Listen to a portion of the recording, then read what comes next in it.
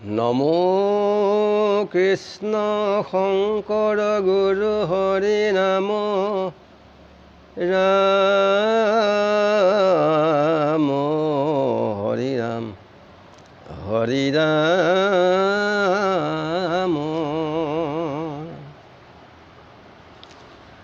তৃতীয় খণ্ড পৰীক্ষিতৰ জন্ম ৰহস্য পদ।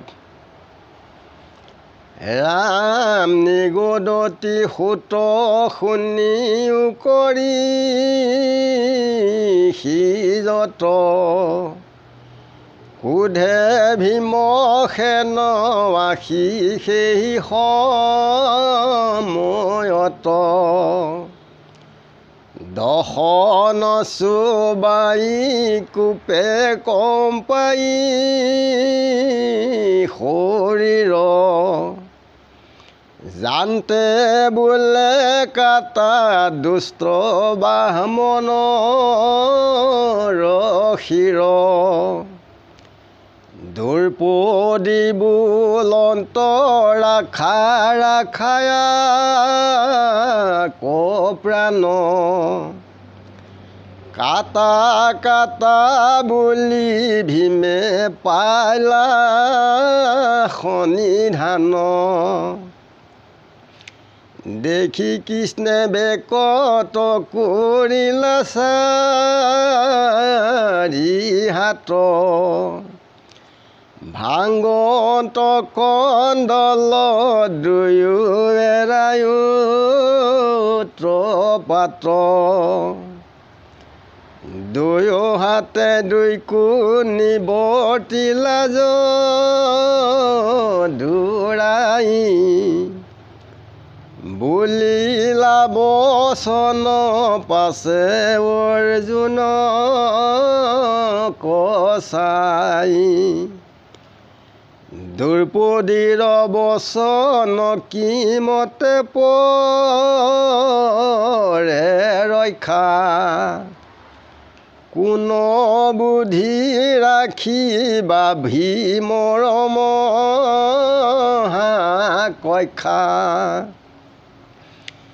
বুলিলা আপুনি শিৰ কাটিব পূৰ্বতে তিনি কথা আবে ৰক্ষা পৰেকে নমতে মিলিল সংকট সখী শুনিও পাই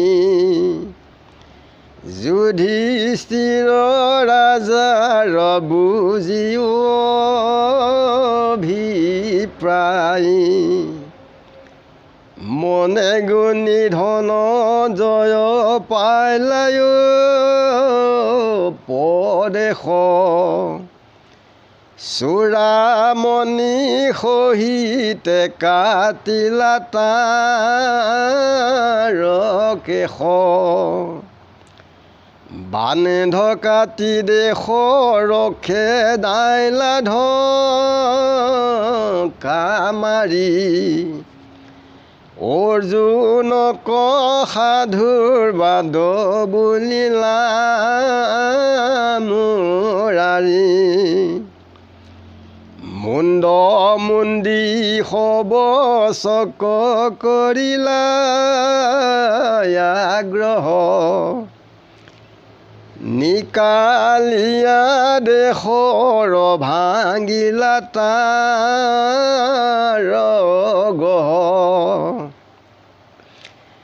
দুষ্ট বামনৰ দণ্ড এহিষে বিহিত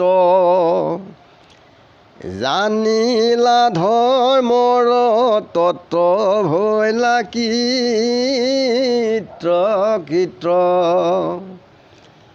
সাধু সাধু বুলি প্ৰশংসিলা যুধিষ্ঠিৰ সামফলিলা প্ৰতিজ্ঞা অৰ্জুন মহাবীৰ এই মতে অৰ্জুনক পখি তথাত যুদ্ধ জিনি পাঞ্চু ভাই ভৈলা কীত্ৰ পৰম আনন্দ আতি ভৈলন্ত্ৰ ত্ৰোহিত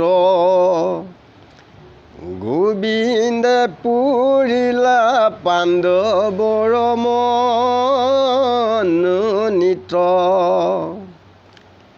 মৃত কৰ কৰি পাছে পিণ্ড জলাঞ্জলি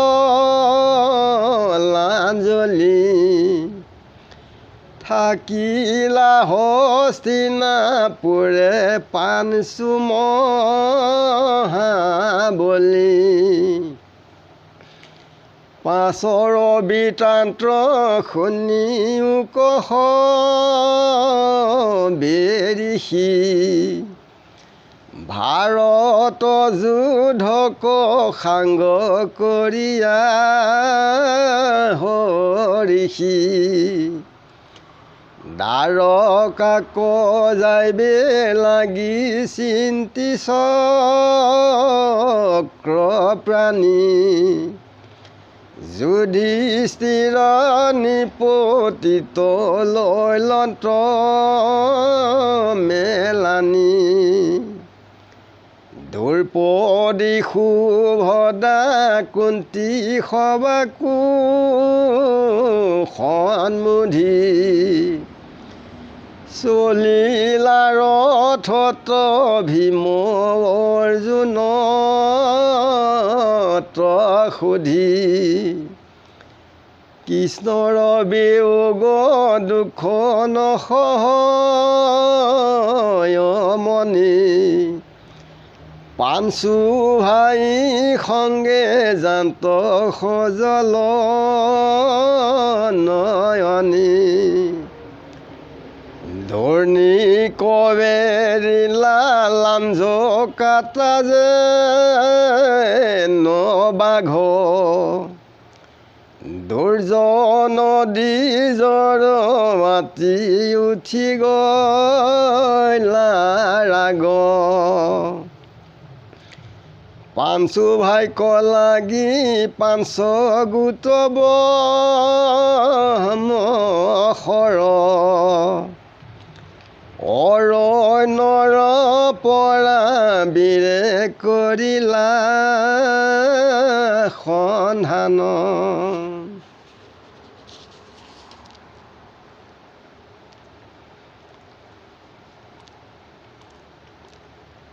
সুতে ঋষিসকলক কৈছে যেতিয়া দ্ৰৌপদী পুত্ৰসকলক যেতিয়া অশ্বত্থামাই কাটিলে তেতিয়া সেই অশ্বত্থামাক যেতিয়া তাৰ পৰা লৈ আহিল তেতিয়া ভীমৰ মহাক্ৰোধ হৈছিলে আৰু দাঁত কামুৰি পেলাই শৰীৰ কঁপিছিলে আৰু বাহমনক কি কৈছে বোলে ইয়াক মাথাটো কাটি পেলা এইবুলি কৈছে দ্ৰৌপদীয়ে তেতিয়া কৈছে যে ৰাখা তেওঁক নামাৰিবা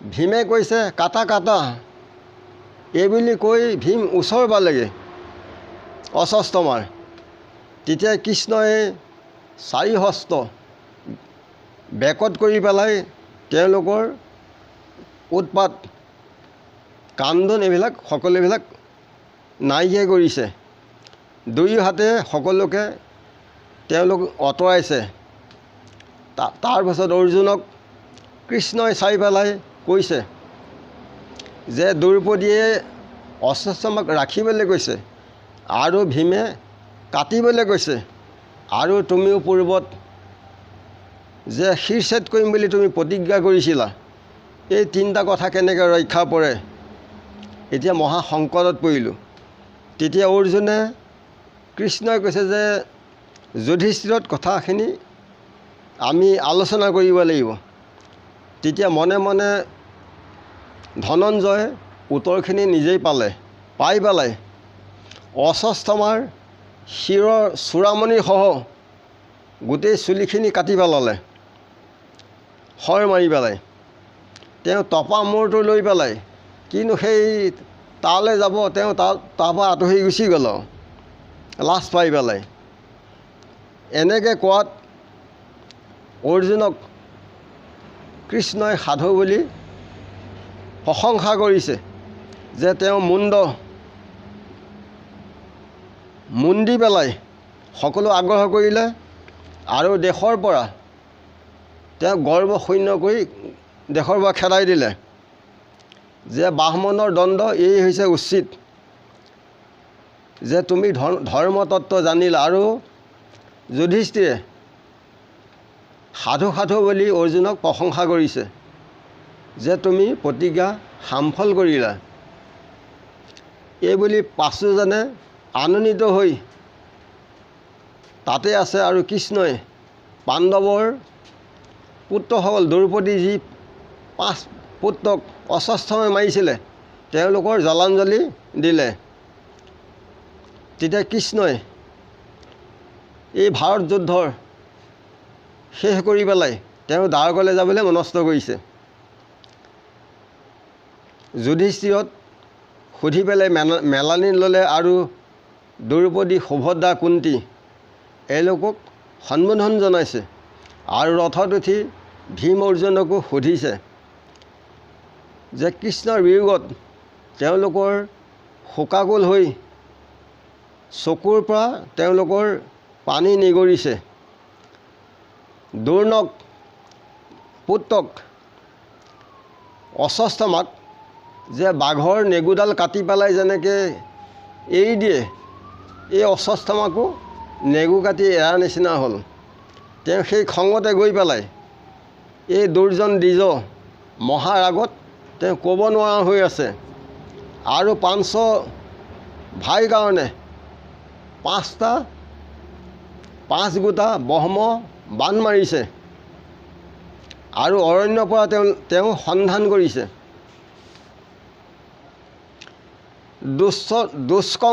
দুঃসংগে দুসংগ তেজি থাকিলে সুপথে, ইহা সুখী ভোগী অন্তে যাইহে স্বৰ্গতে। জানিয়া কুকৰ্ম কৰে যেইজন, পৰিমাণে দুখ পায় বেদৰ বচন। অহংকাৰে অধৰ্ম কৰে নিৰন্তৰ, অৱশেষে সেইজন যায় চাৰাখাৰে।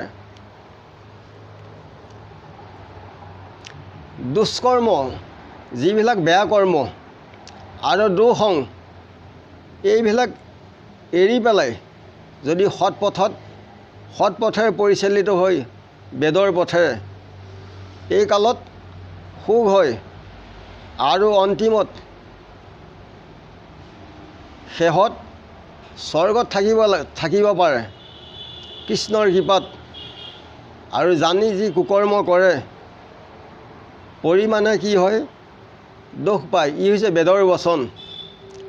যি অহংকাৰ ধন টকা পইচা মাটি বাৰী ধন দৌলত আদি কৰি যি মোহত অন্ধ হৈ অহংকাৰ কৰে, অৱশেষত কি হয় এই সংসাৰৰ পৰা চাৰ খাই যাবলগীয়া হয়। ঠিক ইমানতে আমি কৈ সবাৰ ওচৰত সেৱা জনাই আজিলৈ ৰাখিছোঁ। গুৰু কৃষ্ণ কৃষ্ণ মহাবীৰ হৃদয়।